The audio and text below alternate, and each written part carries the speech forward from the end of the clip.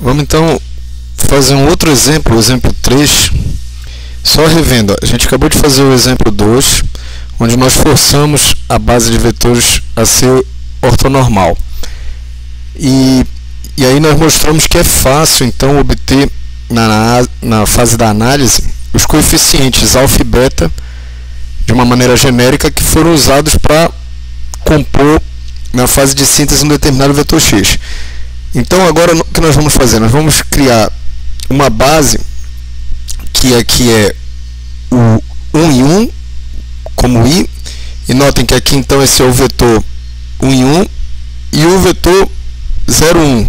Então essa base propositalmente ela não é ortogonal, e aqui eu tenho um ângulo de 45 graus então, e aí a gente vai fazer a seguinte brincadeira. Vamos considerar que na fase de síntese a gente cria um vetor x multiplicando por 3 a primeira base e por 2 a segunda função base, certo? Não a base, mas a primeira função base e a segunda. E isso ia dar então 3, 3 somado com 0, 2, o vetor x então é 3 e 5. Veja que se nós usarmos a estratégia de fazer a análise via produtos internos, ou seja, o que foi possível fazer aqui, nesse caso já não daria mais certo, porque o produto interno entre x e a primeira função base seria 3 vezes 1, 3, mais 5 vezes 1, 5 dá 8, que já não bate com alfa. E se eu fizesse para a segunda função base, daria 3 vezes 0, 0, mais 5 vezes 1, 5. Daria 5, que não bate com beta nem com alfa. Por que isso daí? Porque aqui de cima, como a matemática ilustra, essa maneira de fazer uma análise simplificada, né, mais simples, via produto interno, só é possível se as funções base forem ortogonais. Melhor ainda se elas forem ortonormais. Quando a gente não tem funções base ortogonais, como é o exemplo aqui, aí não tem jeito. Vejam, o que a gente está querendo é encontrar um vetor. Eu vou usar vetores coluna. Nós queremos encontrar um vetor 3 e 5. Esse é o nosso vetor x de análise.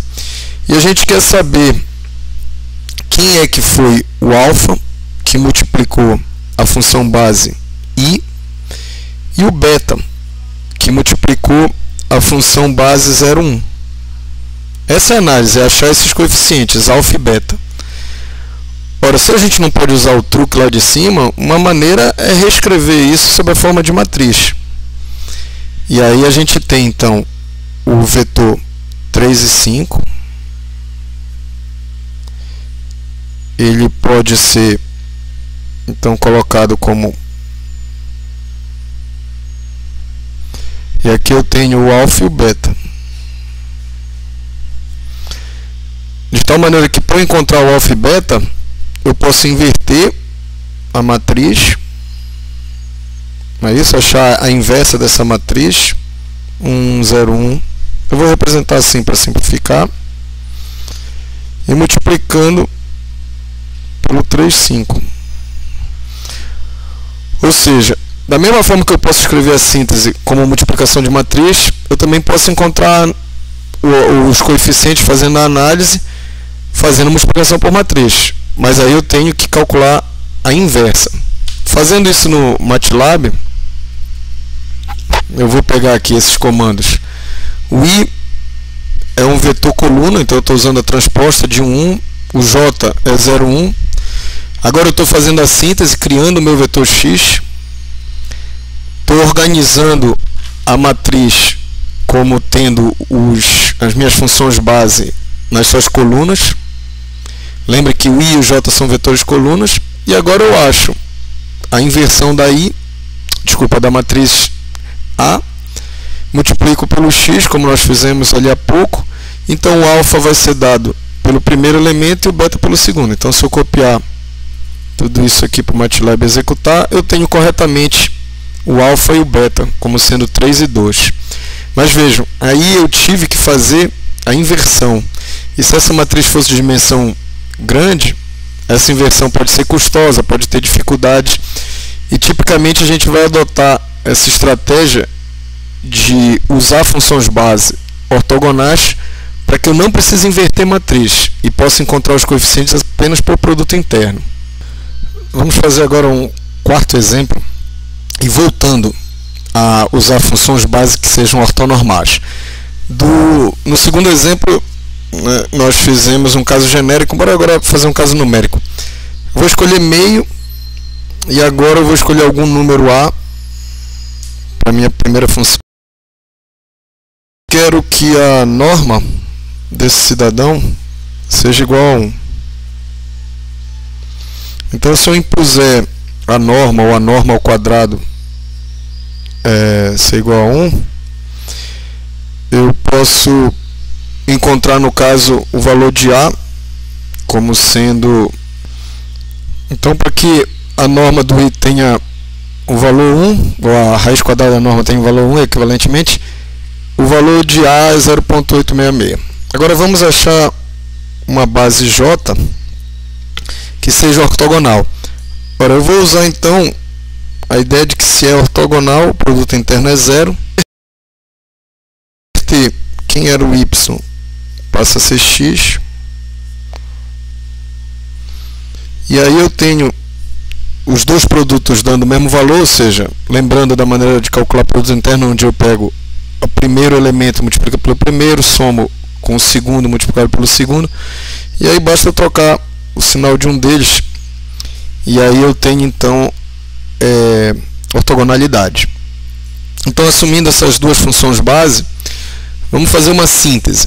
Então, esse é um exemplo de síntese onde eu usei uma combinação linear multiplicando a primeira função base por 3, a segunda por 2, de tal maneira que eu obtive esses coeficientes.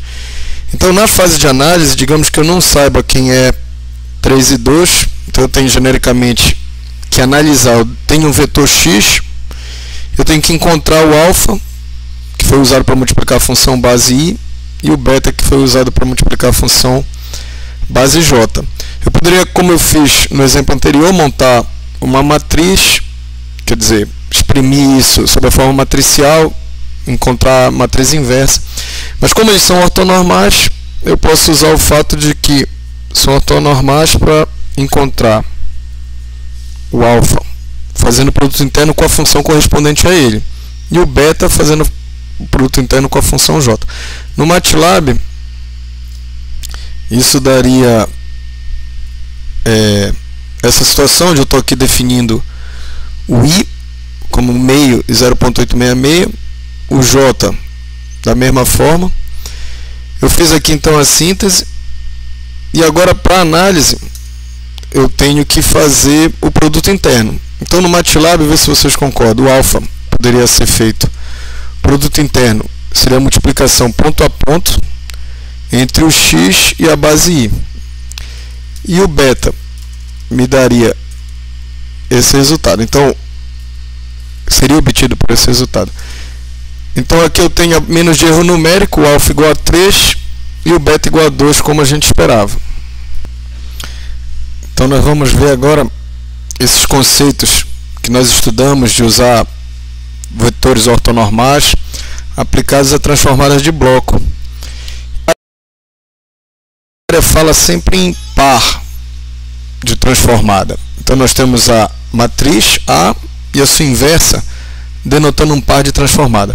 E esse jargão é tal que eu vou usar uma letra maiúscula e uma letra minúscula, onde esse aqui é normalmente o domínio que a gente chama do tempo, e esse aqui é o domínio da transformada, o domínio da frequência, no caso da análise de Fourier. Continuando o nosso estudo sobre transformadas. Desculpem. Então, esse aqui é o processo que a gente vai chamar de síntese. Quando você tem os coeficientes, multiplica por essa matriz A e encontra aquele que, no caso do exemplo anterior, era o nosso vetor x. Isso também é chamado não só de síntese, mas também de calcular a transformada inversa. Então é meio estranho de que essa daqui é a transformada inversa, mas esse é o jargão, enquanto que esse outro processo é a análise, e a gente considera que é a transformada direta, ou seja, você sai do domínio do tempo e o domínio aqui do x é o da frequência, onde esse cidadão aqui, os elementos do x são os coeficientes da transformada. Muitas vezes não é tempo, são imagens, os pixels não têm a dimensão de tempo, estão organizados dando informação espacial de qual são os valores dos pixels, mas a gente vai ter essa conotação de, em letras minúsculas, representar esse domínio, em letras maiúsculas a gente representar o domínio da transformada, os coeficientes. Então, há várias dessas matrizes, estudando as mais famosas delas. Mas nós não vamos querer usar, para fins de transformadas, matrizes para as quais a gente precise calcular a inversa. Nós vamos querer usar matrizes cujas colunas são ortonormais. Essas matrizes que são chamadas unitárias vão ter a seguinte propriedade: a inversa da matriz A vai ser dada simplesmente pela hermitiana, onde essa hermitiana é basicamente você calcular o complexo conjugado de cada elemento e transpor a matriz, ou seja, transposição e complexo conjugado, que também pode ser mudado aqui a ordem, eu posso transpor primeiro e depois calcular o complexo conjugado. Essa operação conjunta aparece tantas vezes que ela ganha o nome de hermitiana. Então o nosso jargão vai ser tal que as colunas da matriz A, essa aqui aparece a matriz A, as colunas dela vão ser chamadas de funções base na nossa notação. Então bora dar uma olhada nessa propriedade aqui, quando essas colunas são ortonormais. Então digamos que a gente tem uma matriz A, onde eu tenha uma matriz 2 por 2, e a primeira função base então é AB e a segunda função base é CD. Ora, se eu quero que elas sejam ortonormais, eu tenho que ter digamos que esse seja I e J, eu quero entre as colunas, isso dá ortogonalidade, e eu ainda preciso fazer com que o produto interno dos dois, que é a norma ao quadrado, seja 1. A mesma coisa valendo aqui para o J, certo? Então vamos dar uma olhada aqui nessa propriedade. A primeira coisa que eu vou fazer é considerar que eu estou trabalhando com matrizes reais e não complexas. Então a inversa vai ser simplesmente a transposta. Então, ao invés de eu calcular aqui a matriz inversa, eu simplesmente vou dizer que, se eu assumo que ela é unitária, eu simplesmente faço a transposta. E agora eu vou raciocinar a multiplicação por conveniência. Vou reescrever aqui. Então, se eu multiplicar ela pela transposta, o que é que eu vou obter? Notem, o primeiro elemento aqui, eu vou fazer a multiplicação dessa linha com essa coluna, e essa multiplicação vai ser A vezes A, C vezes C, ou seja, o produto interno da função base I com ela mesma. Notem que essas multiplicações de linha por coluna vão equivaler a produtos internos. Então, nesse caso aqui, do I com ele mesmo, então esse primeiro elemento aqui é 1. Quando eu fizer para esse outro elemento, vai ser 0. Por quê? Com o que seria o J. Um segundo. Ops, desculpem. O que eu queria mostrar, que é esse resultado, fica mais simples se eu, ao invés de eu fazer o A vezes a inversa, essa identidade, eu inverter e fazer a inversa, a identidade. É equivalente, eu só vou ter que inverter aqui para mostrar para vocês mais facilmente que aqui eu tenho então a transposta dessa matriz de que essas colunas de A são as funções base, certo? Então, voltando,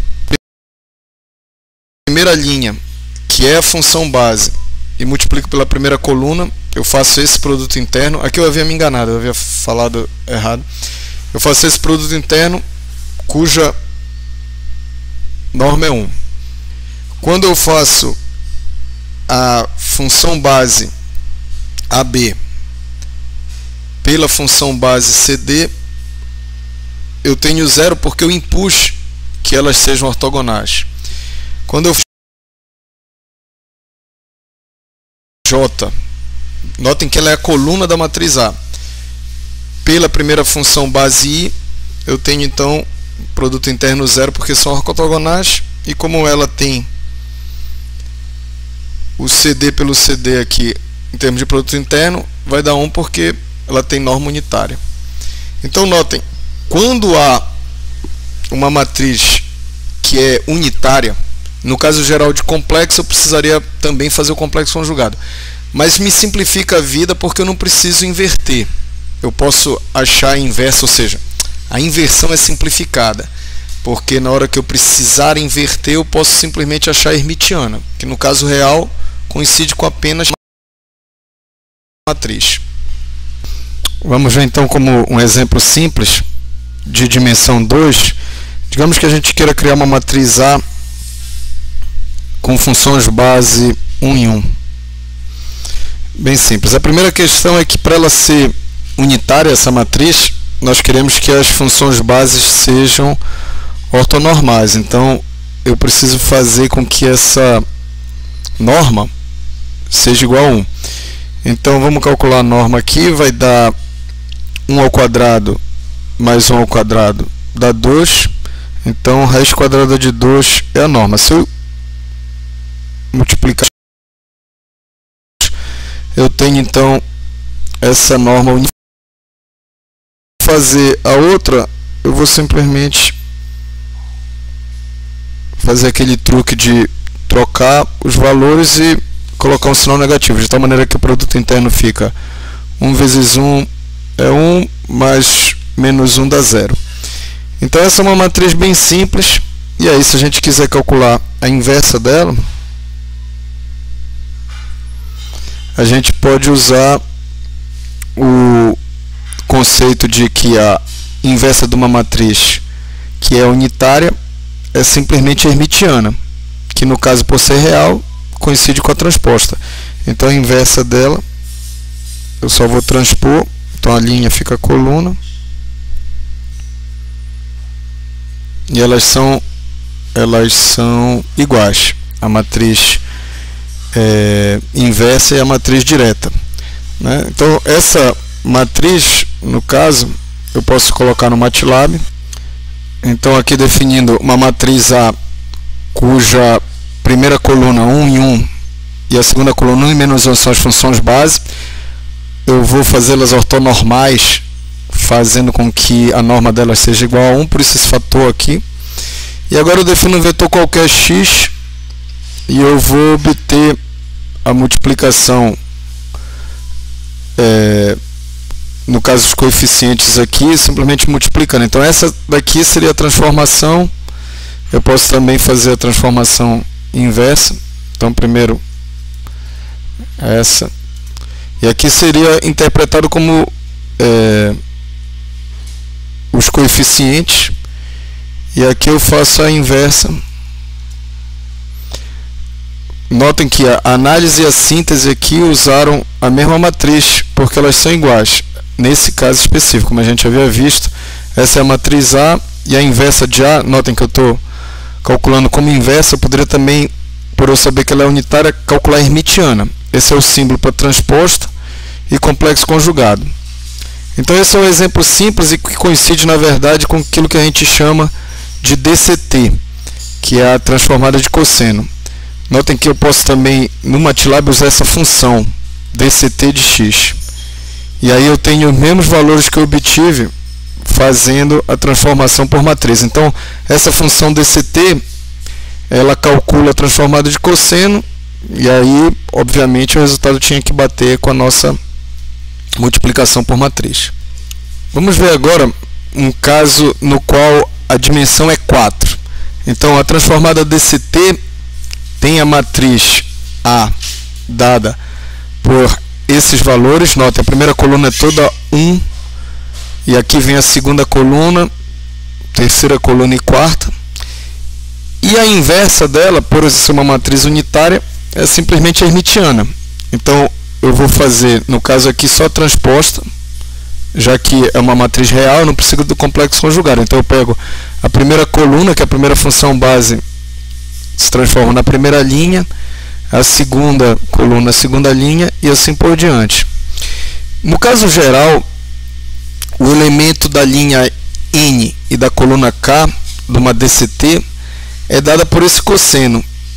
Então, eu tenho esse fator de escala que basicamente faz com que a norma seja unitária, que naquele caso do n igual a 2 foi a raiz quadrada de 2, pela qual eu precisei dividir, e aqui no caso, para n igual a 4 é 2. E aqui eu tenho um cosseno, cuja frequência vai aumentando com o valor de K. E como eu falei, a fórmula geral do fator de escala acaba sendo raiz quadrada de n. Então, para o n igual a 2 ficou raiz de 2, para n igual a 4 ficou 2. E aqui é um código que permite no MATLAB eu gerar essa matriz DCT. Eu posso usar a matriz do próprio MATLAB, vejam só, essa é a matriz DCT, essa para a ordem 2, para a ordem 4 seria essa. E aí notem, o que essa função retorna é aquela que seria a inversa do A. Notem que a primeira linha, ela tem os seus valores todos iguais, que seria aqui o 1 dividido por 4. Veja, a primeira coluna, né, na matriz A, ela mostra que é o mesmo número, meio, e aqui na matriz inversa vira A.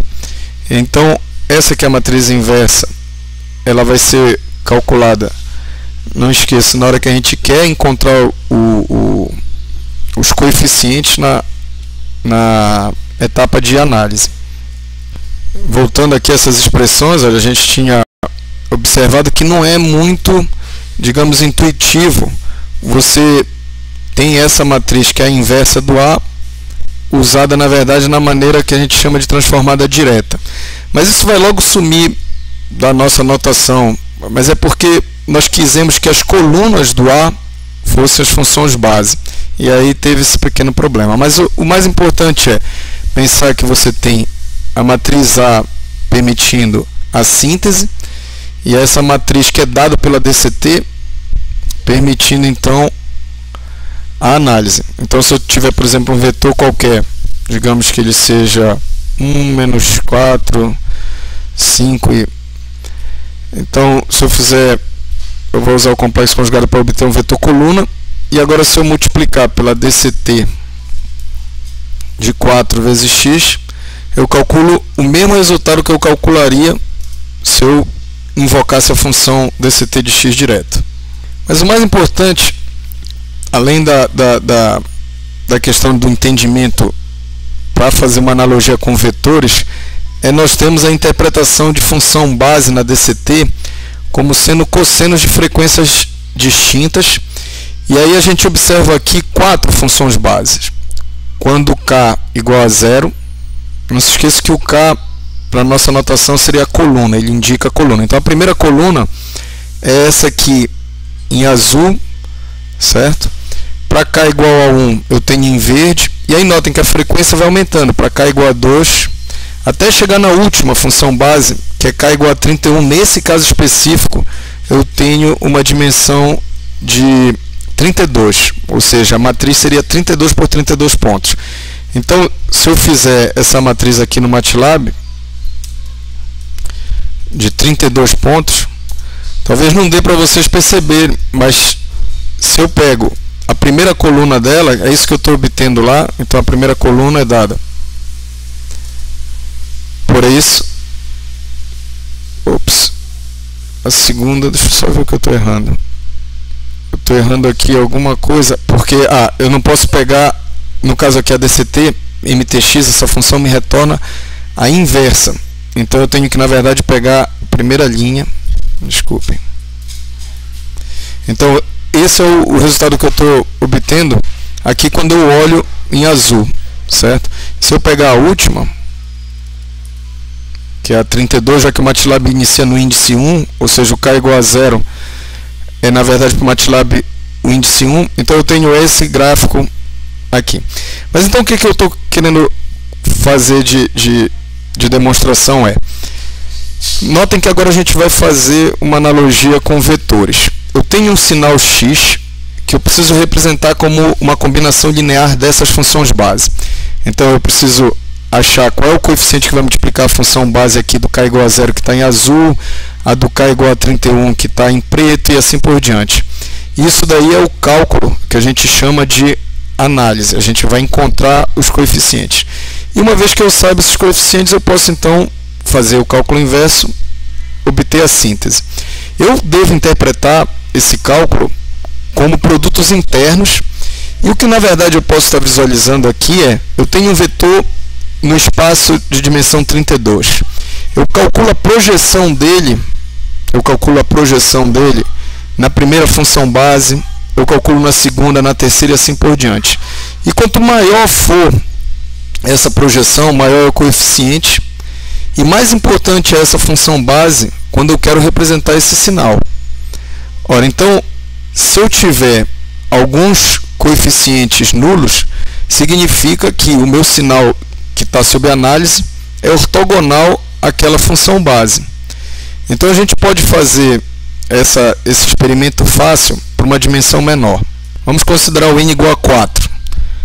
E aí, notem, essa é a análise. Eu vou ter um vetor x, que aqui eu vou por simplicidade assumir que é 1, 2, 3, 4. E aí vamos ver esse vetor 1, 2, 3, 4, como é que nós enxergamos ele no domínio da transformada. Certo? Quando eu faço a multiplicação por essa matriz, lembre que essa hermitiana colocou a primeira função base, que era a coluna, aqui nessa linha. Então eu estou fazendo o produto interno do meu sinal x com a primeira linha, que é a primeira função base. Depois com a segunda função base e assim por diante. Então esse produto interno com a primeira função base deu 5. Na segunda função base deu menos 2,2. Na terceira deu 0. Olha que interessante. O fato disso daqui ser 0 significa que essa função base, 1 menos 1 menos 1 em 1, pode calcular o produto interno. Ela é, com esse vetor 1, 2, 3, 4, ela é 0. Então, deu 1 vezes 1, aí 2 aqui dá menos 2, dá menos 3, 4, então eu somo 1 e 4 dá 5, menos 2 e menos 3 dá menos 5, então isso daqui deu 0. Para a gente desenvolver a intuição, o que significa esse coeficiente 0? Significa que essa função base é ortogonal a 1, 2, 3 e 4. E assim, ela não é necessária para que nós representamos 1, 2, 3 e 4. Usando a matemática para escrever isso de outra forma, quando eu quero agora fazer a síntese, eu tenho os coeficientes e vou multiplicar pela matriz A. Note que a matriz A coloca as funções base aqui por coluna, diferente da matriz de análise. Então, nessa hora, o 5 vai multiplicar essa coluna, o menos 2 são as combinações lineares que eu estou fazendo para obter o sinal 1, 2, 3, 4. E aí vejam que o 0 faz com que essa terceira função base não seja usada. Revendo agora as funções base para n igual a 32. Notem que a gente usou n igual a 4 há pouco, n igual a 32 tem as funções base, e a pergunta que eu faria é: por que a gente faz essa multiplicação por uma matriz? Já que a gente sabe que se a gente quer recuperar o vetor x original, a gente bastaria multiplicar pela inversa, ou seja, parece que os dois vetores carregam a mesma informação, e por que nós multiplicamos por uma matriz? E a ideia é, quando você tem funções base, como essas, onde na DCT você tem a primeira frequência é o nível DC, a frequência mais baixa, você vai aumentando as frequências, você tem, quando faz a transformada, você transforma as amostras do sinal, onde todas essas amostras tinham a mesma importância para representar o sinal, você agora tem uma nova representação, onde os coeficientes têm uma hierarquia. Há coeficientes que são mais importantes que outros. Por exemplo, o coeficiente correspondente a essa função base em azul, ele dá o nível DC do sinal. Já esse aqui, correspondente ao preto, ele é um coeficiente do que a gente chama de alta frequência. Ele dá os detalhes, porque ele multiplica essa função base de alta frequência. A gente pode ver isso em imagem de uma forma muito mais clara. Eu vou invocar esse DCT demo, que é um script do MATLAB, que permite a gente trabalhar com imagens, digamos, como essa aqui de Saturno. E aí eu estou usando, como eu tinha explicado, blocos 8x8 para segmentar essa imagem. E aí eu estou fazendo o seguinte: eu tenho a imagem original, eu calculo a DCT, no caso aqui bidimensional, por isso aqui é two-dimensional DCT aqui, e eu jogo ela para o domínio da transformada, e aí depois eu reconstruo fazendo a transformada inversa. Então, se eu mantiver todos os 64 coeficientes de cada bloquinho desse, eu obtenho uma imagem perfeita, o erro é zero. Notem agora o que acontece se eu começar a diminuir os coeficientes DCT. Digamos que eu mantenha só 13, e esses são os 13. Quando eu aplico, notem, o erro aqui aumenta, mas a imagem ainda é muito boa, ainda é próximo, né, do que se esperaria aqui, ainda dá para identificar que é Saturno. E se eu for diminuindo mais ainda, se eu usar apenas 3 coeficientes, notem, a imagem agora já ficou, como vocês estão acostumados quando tiram fotos que tem baixa resolução, o erro está bem grande, mas ainda representa uma imagem de Saturno. E veja o que eu fiz. Nessa nossa representação aqui eu converti cada bloco de 64 números em outros 64, mas eu joguei fora 61 e retive apenas 3 números. E esses 3 são suficientes para eu representar a imagem. E se eu fizer agora com um só coeficiente, notem, agora eu perdi a imagem, mas eu ainda tenho uma ideia de qual é a cor média, que é isso que esse coeficiente aqui representa. A cor média em cada ponto, aqui está em preto, aqui está mais claro, porque esse é o coeficiente que numa analogia no sinal unidimensional corresponderia ao nível DC. E é por isso, voltando aqui para o bidimensional, esse grande número de coeficientes que você pode descartar, que permite a compressão JPEG, que é baseada na DCT, ser tão efetiva. Então a gente vai continuar vendo aplicações de DCT e de outras transformadas, mas é importante vocês guardarem essa ideia de que são as funções base que dão uma capacidade de representação para a transformada, e cada coeficiente me indica o quão eu precisei daquela função base. Se o coeficiente tem um valor alto, é porque aquela função base é importante. Se o coeficiente tem um valor zero, é porque o sinal que eu quero representar é ortogonal àquela função base e eu não preciso dela. Voltando àquela nossa figura, entenda um x como sendo o sinal que eu quero representar, e o y é uma função base, pode ser o nível DC ou aquelas outras funções base de maior frequência que a gente viu. Quando eu termino de fazer a projeção, eu tenho equivalentemente esse vetor, e aí eu tenho esse erro, correto? Porque eu não consegui projetar. Então, para eu projetar esse erro, eu preciso de outras funções base. E elas são funções base que eu vou compondo a soma das projeções e eu acabo conseguindo representar o x. E se for, no caso aqui, um vetor que seja ortogonal, o x ao y, então eu nem preciso usar aquela função base, porque eles são ortogonais.